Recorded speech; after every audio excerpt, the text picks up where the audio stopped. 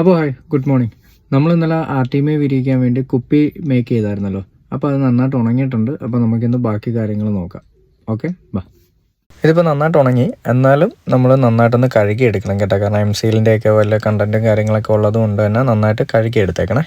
അതിനുശേഷം നമ്മൾ കുപ്പിയുടെ മേളിൽ ഇതേപോലെ രണ്ട് സൈഡിലും ഹോൾ ചെയ്തിട്ടുണ്ട്. അതെന്തിനാണെന്ന് വെച്ച് കഴിഞ്ഞാൽ നമുക്ക് കയറ് വെച്ച് കെട്ടി തൂക്കിയിടാൻ വേണ്ടിയാണ്.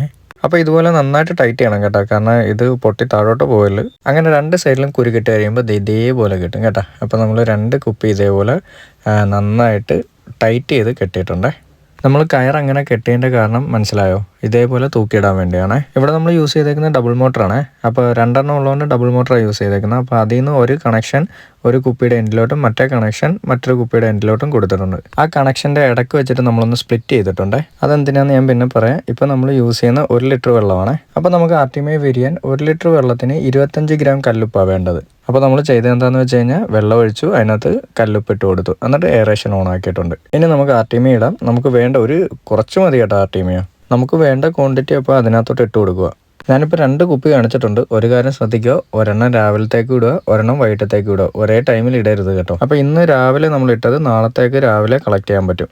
ഇനി ഒരു ദിവസം ആർട്ടിമയെ വിരിയാനുള്ള സമയം നമുക്ക് കൊടുക്കാം. എന്നിട്ട് ബാക്കി നാളെ ഞാൻ അപ്ഡേറ്റ് ചെയ്യാം. Okay, by.